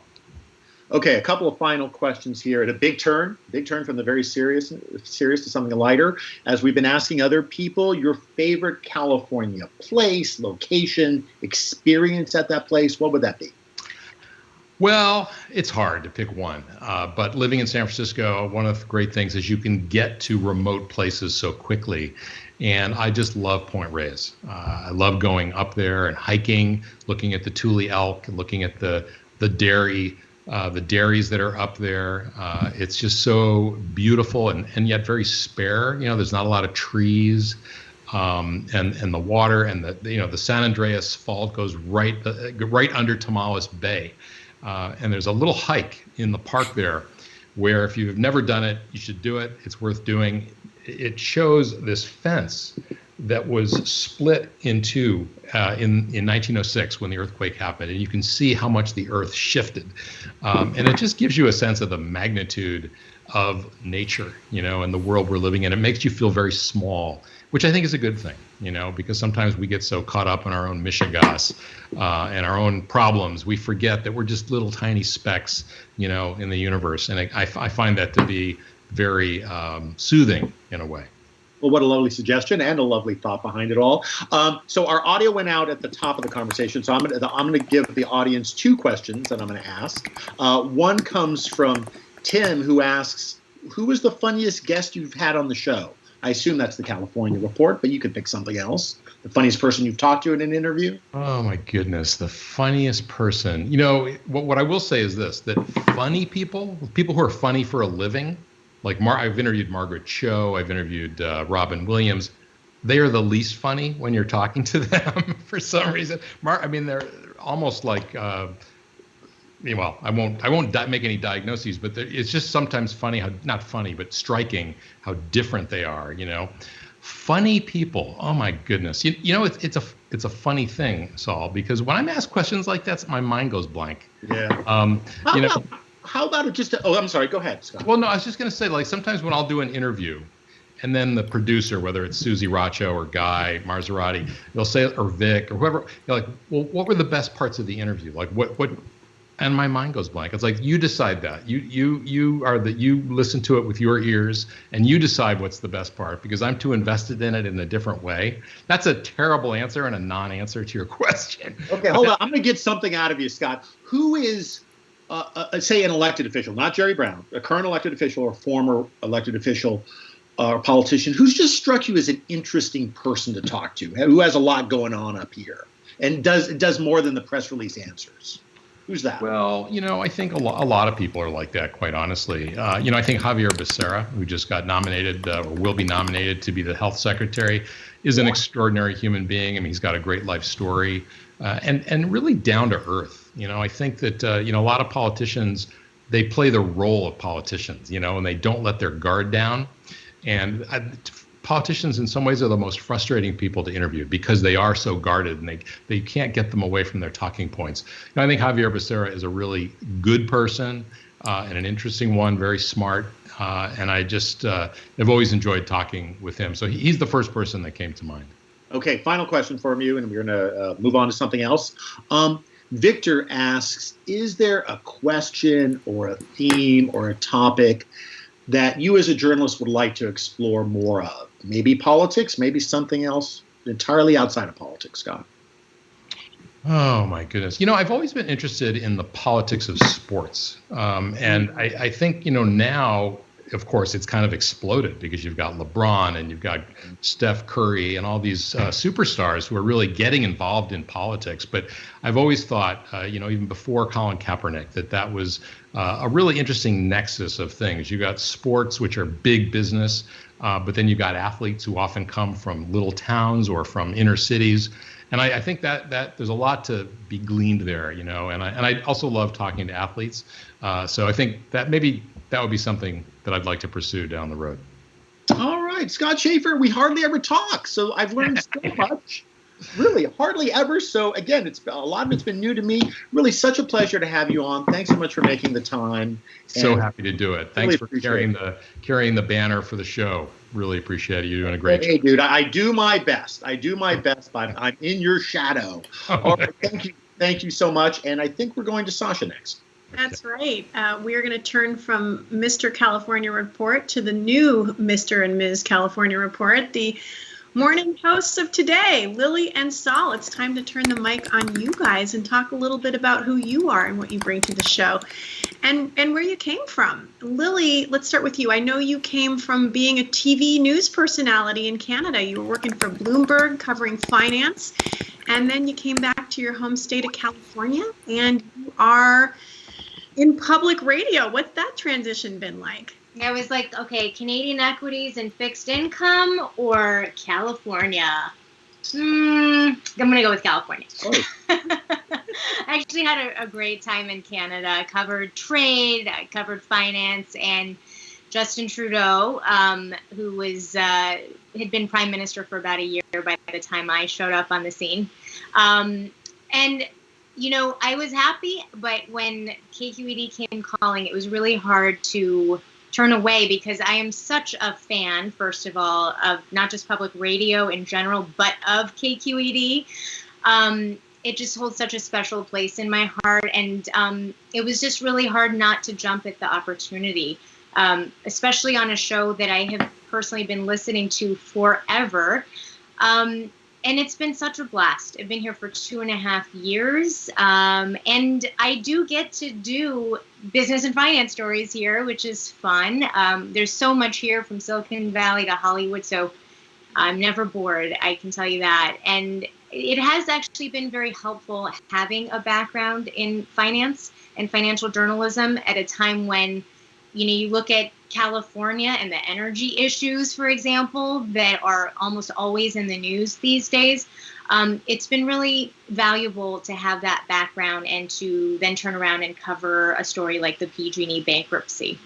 Well, you have been covering PG&E for most of the time that you've been here on the California Report, and I know a lot of that was an outgrowth of the time that you spent in Paradise after that massive campfire. And in fact, that was kind of home turf for you in a way because you got your start as a TV reporter in Reading, right? That's exactly right. At KRCR, or 7R, as some of the old-timers like to call it. It's the ABC affiliate in Reading and Chico.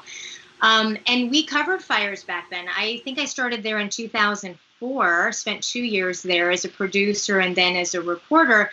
And fires back then were really different than they are just 15 years later. I remember actually going to Paradise about 3 days after the campfire had come through town. And I got there sort of as the sun was going down.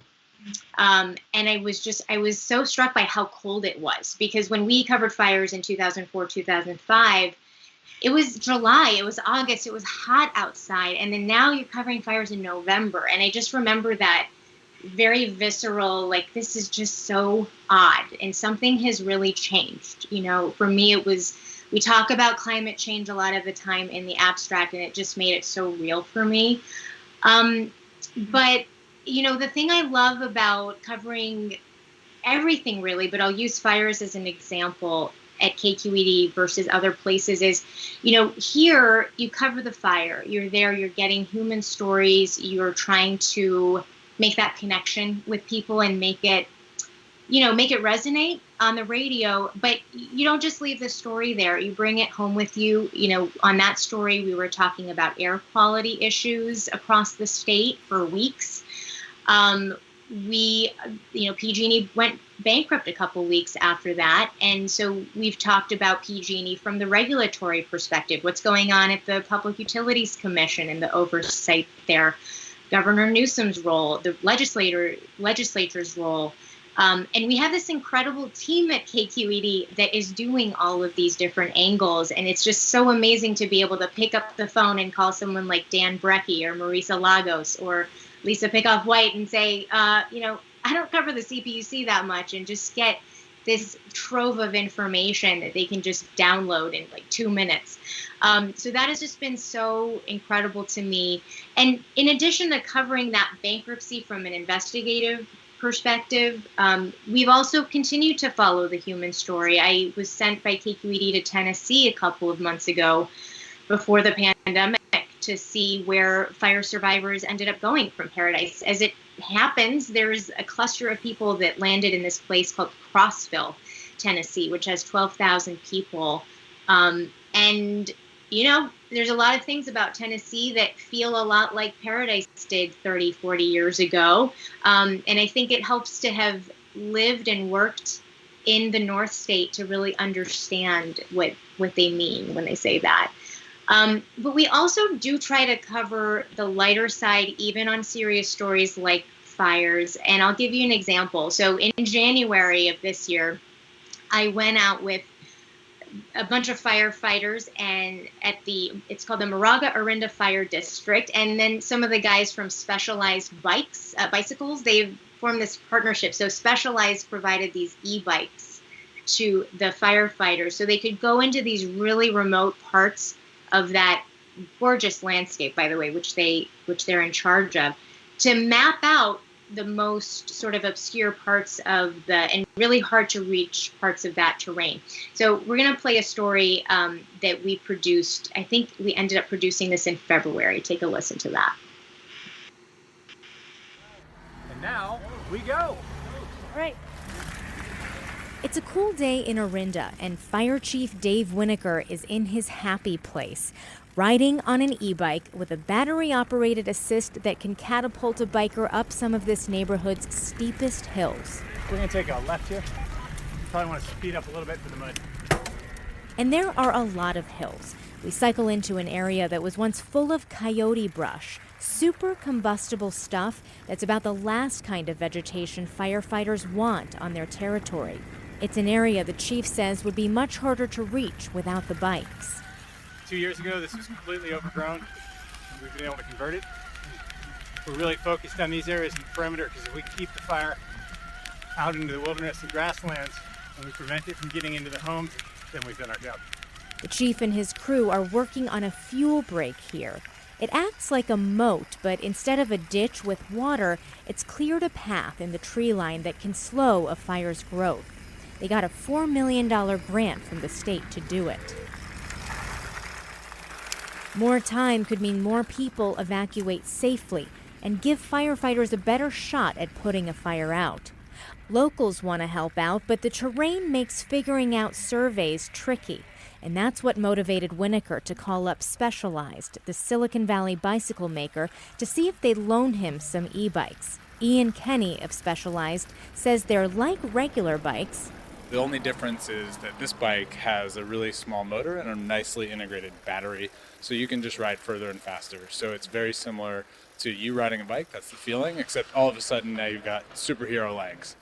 Volunteers can ride the bikes, outfitted with 360-degree cameras and sometimes LiDAR, into places where vehicles and pedestrians can't go.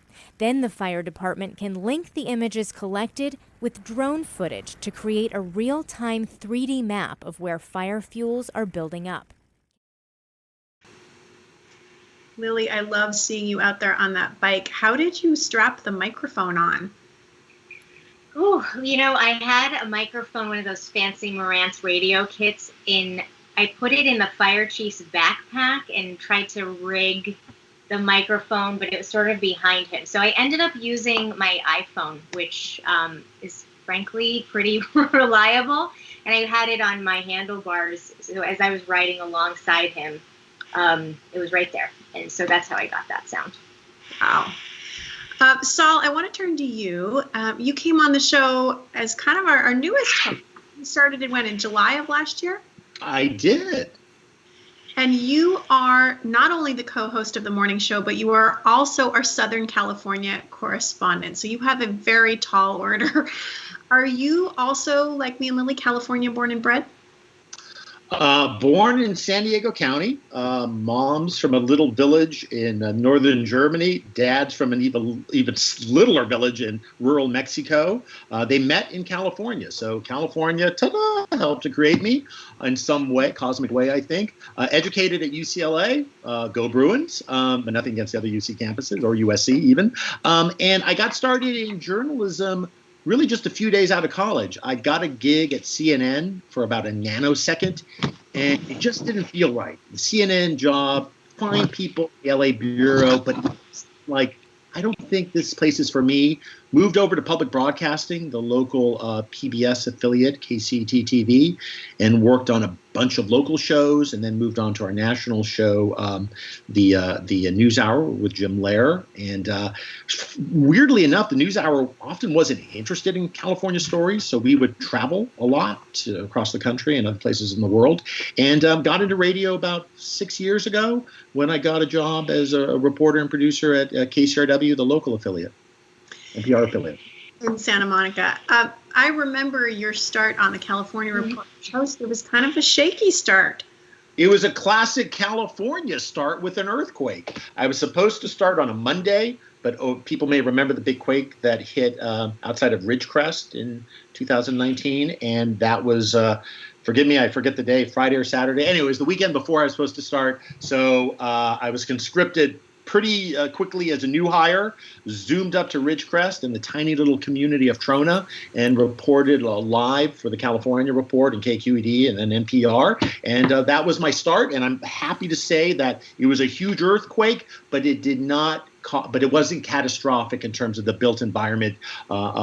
People did generally just fine.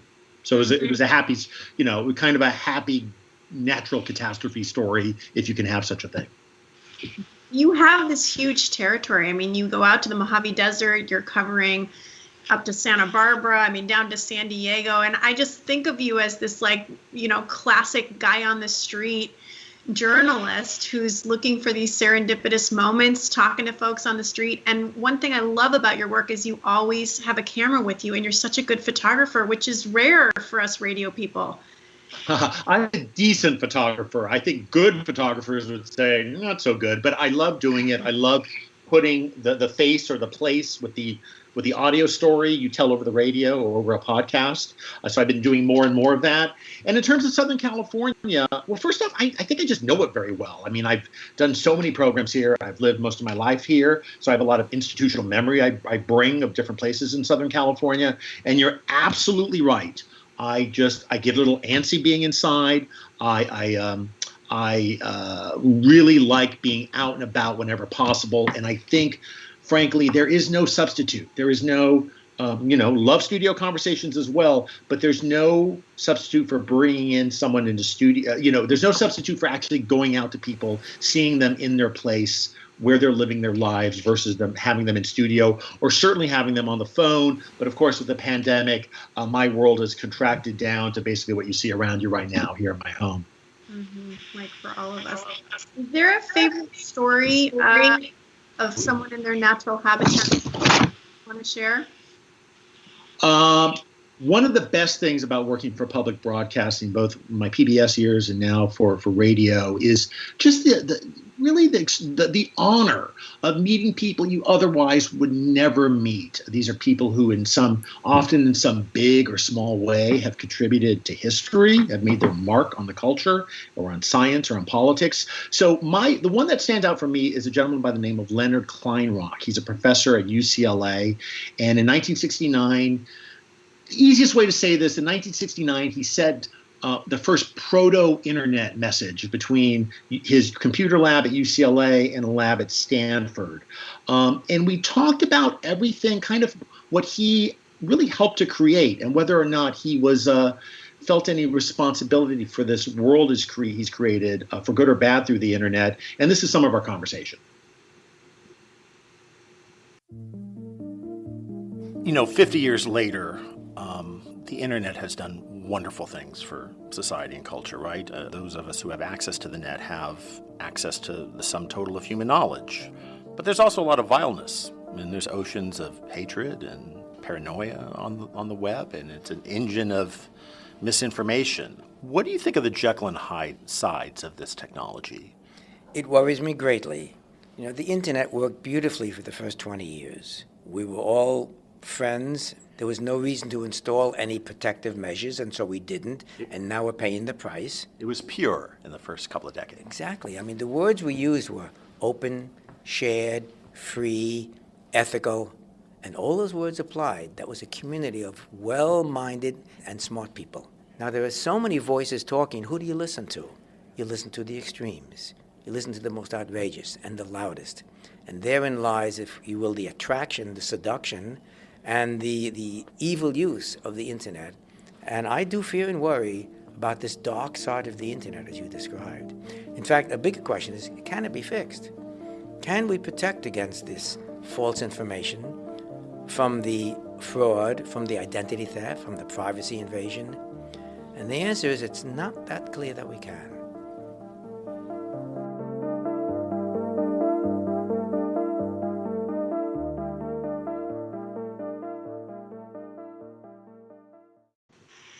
Saul and Lily, let's open it up to both of you now as co-hosts of the morning.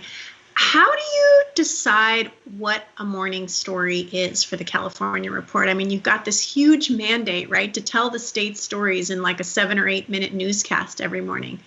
What are the ingredients of a California Report story? Lily? Yeah, it's a really good question. I mean, I think I have such an appreciation for this niche that we occupy. We're not doing national news, we're not doing local news, and there is this giant universe of stories that are totally up our alley, whether it's covering what's going on, for example, with unemployment benefits. That is a state story. Being able to, as somebody who's very interested in utilities and utility policy, being able to unify or think through how does what happens at PG&E have similarities or contrasts with what's going on at San Diego Gas and Electric or Southern California Edison. So we have this really interesting niche, and that's what I think a lot about is how do we fill that niche? And there's so much there. I mean, it can be a little bit overwhelming sometimes, but I want, in a perfect world, for us to be the show of record for the state of California.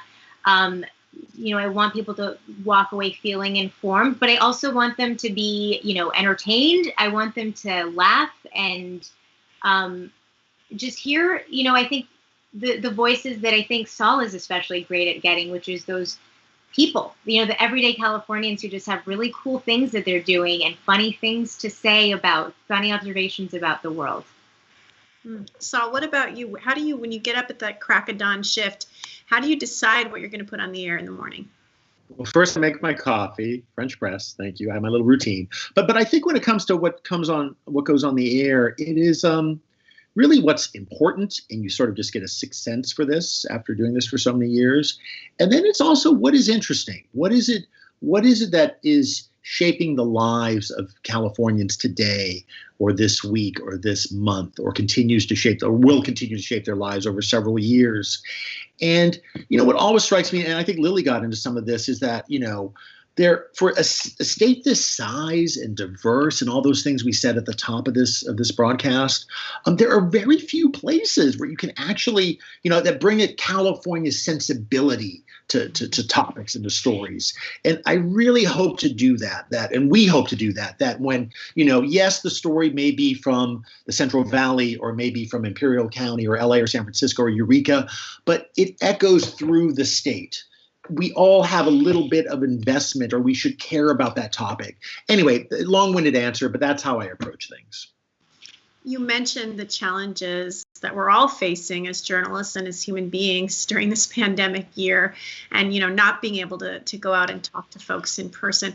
How has it changed the show you're reporting, and have you found any surprising opportunities because of the lockdown or the inability to talk with folks in person? Lily, did you want to take that one first? Sure. I will say, and I think both of you will agree, this has been the hardest year as far as field reporting goes. It is very challenging to get out and get those everyday voices, but we're doing our very best to do that. I do think that just day to day, as somebody who's very interested in a particular company, I cover PG&E pretty closely. They're not a company that puts their CEO up for interviews, basically ever. So the only way you get someone like that and get accountability from somebody in that role is by going to a CPUC hearing and sticking a microphone in their face, or maybe coordinating with someone 2 minutes before they're about to walk out the door. And so not being able to do that is a lot harder. It's making the coverage challenging, but we're finding different ways at it. And for me, on that story in particular, I've done more investigative journalism this last year than I've ever done. I have read more documents than I've ever read through in my entire career. And so I've sort of pivoted from that door-stopping approach to just spending a lot of time on the phone, on nights and weekends included, with fire survivors, people who have a stake in that story and have something to say. So I think we are still covering it, and in fact, I think we're doing really impactful work despite the challenges, and breaking stories that others are following, which is very heartening. Yeah, and just to follow up on that, I'm not going to put any nice icing on this. It is tough to do. I mean, it is very, as I said earlier, it is very frustrating to not be able to physically go out to a lot of places and talk to people face to face. But we're doing it. I mean, we're doing other things. We're doing the Zoom. We're doing phone conversations. I have a mic in my car that's just like 6 foot long pole, so I could stay well away from people during those times when I am talking to them face to face. And really, I think it's really incumbent on us. We're experiencing a global tragedy here with the pandemic, and from this little corner of the planet that we call California, it is our duty to tell stories about this moment in time in the best way that we can. And often that way right now involves some sort of technological intermediary, and we're doing it. And the proof is in the pudding in what you're doing on the magazine and in our daily broadcasts. Well, yeah, I was going to say, I mean, one of the benefits of this pandemic happening when everyone has an iPhone or some kind of voice memo is we've actually found that people are recording the sound of their own lives sometimes more effectively than if, say, I were standing there with a microphone saying, okay, I want to get the sound of you washing the dishes or talking to your kids or whatever. Sometimes the sound is more authentic because it's being recorded by folks themselves. A couple of audience questions. Do you ever have backup stories ready in case something falls through at the last minute? Can I take that one, Lily, first? Of course. Always. I always, I got to say, that is my superpower. I will always have a backup story or thing I've done ready to go. It's like a little bag I keep to the side. Oh, the bag is my computer with sound files on it. And I'm always thinking like option X, Y, or Z. And I don't do any other planning in life, but this is one case where I do, much to the shock of my wife, where I actually do pre-plan. I have things ready to go. So yes, there will never be dead air on the California Report. We will always fill that, and not just with anything, not just with, oh, we happen to have this. It'll be important, delightful, whimsical, but you will get something of value, I hope. I want to, before we wrap up with you, Lily and Saul, I want to ask you both the question that you asked me. What is your one special California spot or only in California experience? I'll go first, Saul, if that's okay. This is a tough one because there's just so many of them, but they all are out in nature somewhere. So I was going to pick Whiskeytown Lake up near Redding, which is 10 minutes from my TV station there. That's why I took that job. But if I had to pick one, See what I did there? I actually picked 2. But the other one is Catalina, where in the 7th grade, I got to spend a couple of days there with my class in junior high school. And that was really my introduction to the nature and beauty and just, man, this state is cool. That was when that concept really clicked for me. What about you, Saul? For me, it is basically being any place in California in wonderful light, early mornings, late afternoons. I don't care if it's Los Angeles in the view from Mulholland Drive or someplace more remote. I often love being out, like taking a drive up to the Mojave, for instance, and just being out in the desert when you see that first sliver of light coming over the horizon. Or it could be the beach as well. I just love that. And there's a certain quality to the light in a lot of places in California.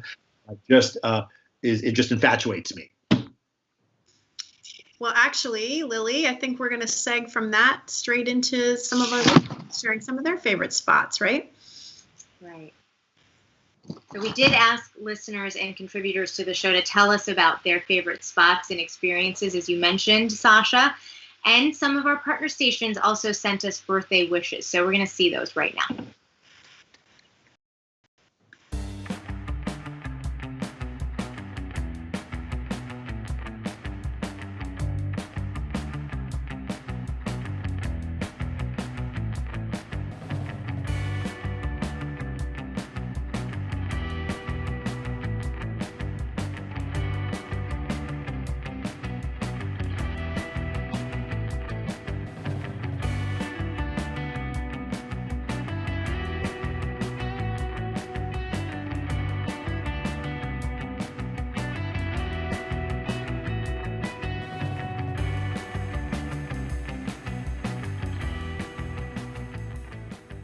We appreciate your in-depth journalism, reports from all corners of California, reports that we bring daily to our listeners here on KCLU. Happy 25th anniversary, California Report. Here's to another 25 years.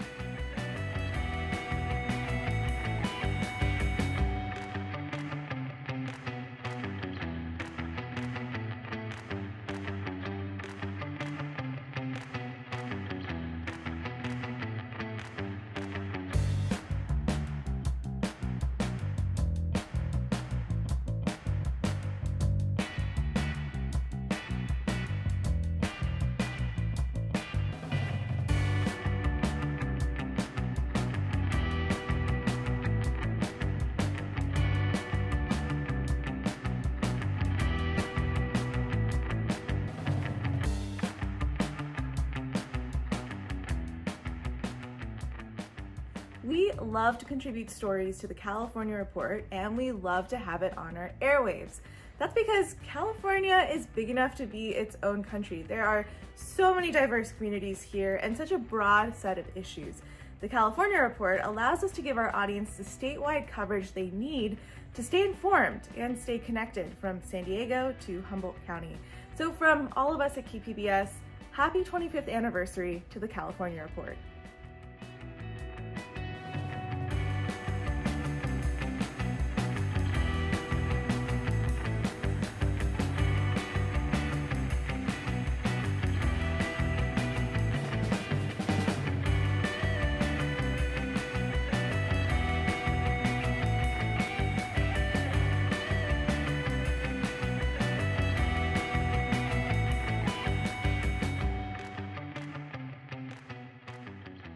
A happy 25th anniversary to the California Report.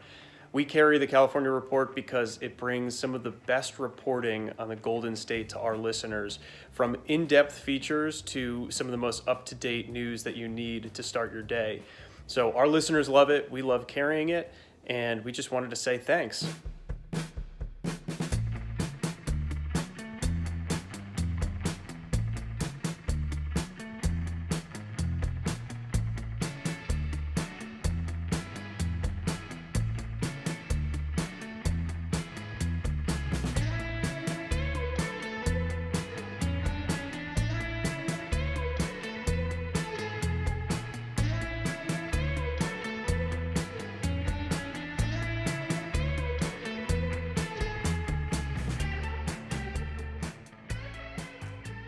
On behalf of all of the listeners here in Central California, from Bakersfield to Fresno to Merced, we'd like to extend our warm birthday wishes and a sense of gratitude to all those who make the California Report possible. Happy birthday.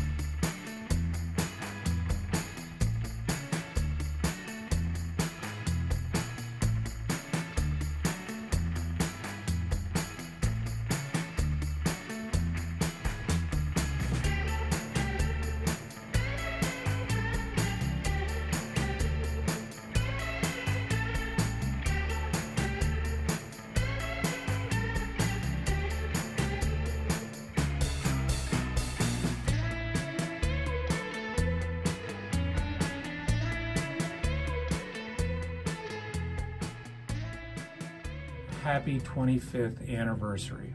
Seriously, you don't look a day over 20. But I also want to thank you for the great journalism you've done over this time and the valuable addition that the California Report adds to the ecosphere of news that we can offer our listeners. So, on behalf of everybody from North State Public Radio, here's to another great 25 years of the California Report.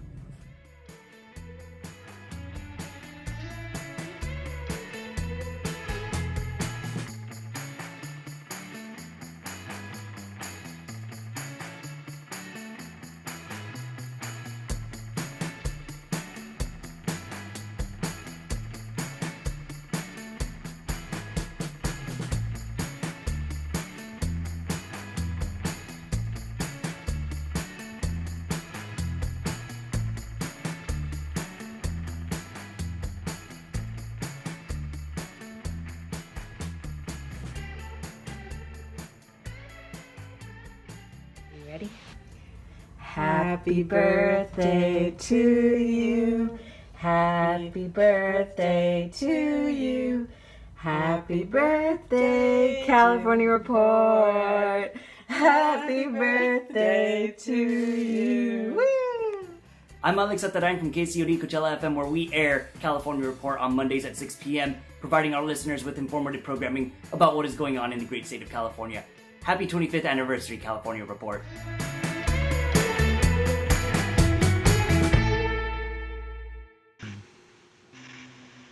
And thank you to every one of you who sent in a photo, to all of our partner stations for recording those wonderful, what would they call them? Commemorations, and joining us in this really great celebration. I have to say, one of my favorite things about being at the California Report has been getting to host the show from affiliates all around the state, whether it's North State Public Radio, Valley Public Radio, KUNR in Reno. We've really been everywhere, and I've even gotten to report with some of our partner station reporters in the field. It has been such a blast. Thank you all.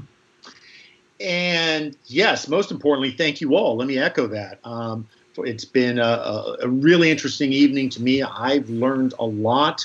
I hope you have as well about how KQED personalities and how this show works. And thank you for your ears and for listening. You are really, you the listeners, you the supporters are really the raw fuel of what the California Report does, both every day and in the magazine, Monday through Friday, and on the magazine. And I have something to announce. I have the great honor to announce is that as we step into our 26th year, we are unveiling, ta-da, I think it's up on the screen, new logos, new icons for the California Report. So check them out. They're not in T-shirt form yet. I know because I asked. I hope to get a T-shirt one day. And so if you're looking around to subscribe to the podcast, for instance, for the magazine or for our daily show, just look for the new logos. Or look for the California Report. You can find it wherever you get your podcasts, as they say, and please subscribe. Think about that. Again, thank you so much for your attention tonight. It's been great. Thank you so much. And we'd love it if you reach out and let us know what you want to continue to hear on the show. Your feedback as listeners is super important and helps us shape what we cover. And now, finally, to close out the show, I want to leave you with a California song from another musician we profiled on the California Report, Megan Keely. It's her ode to San Gregorio, a beautiful spot in California. I hope you enjoy it, and I want to thank you all so much for coming out tonight and celebrating our 25th birthday. Thank you for being part of the California Report. Thanks. Hi, I'm Megan Keely. I grew up in California surrounded by the vast swaths of open space preserves and state parks that blanket the Pacific coast. The oak woodlands, grasslands, redwood forests, beaches, and wetlands shaped who I am today on a molecular level, and subsequently who I will become. I also consider myself incredibly fortunate to be brought up by a village of people who were drawn to California for its commitment to progress and possibilities. The California Report keeps me connected to that love of learning and to the importance of reaching beyond our own bubbles and understanding the fabric of our broader communities, from farm workers to firefighters. To me, California's beauty and progressive frontiers are a state of mind. Thank you to the California Report for keeping us connected this year and every year. Here's a song I wrote to keep myself connected to a little slice of that California state of mind. When your bones are tired, when you're uninspired, when your car won't start, when your plans expired, there's a place nearby, just round the bend. You can take your time, and we'll be there waiting when you get there. Let's go to San Gregorio. We'll take the Honda and some back roads we know. Let's go to San Gregorio. Nothing's stopping you, nothing's stopping us now.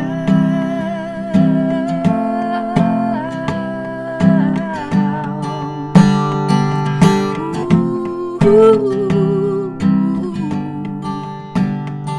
When you're scared of where this turn could lead, when a change is near and it's picking up speed, there's a place nearby.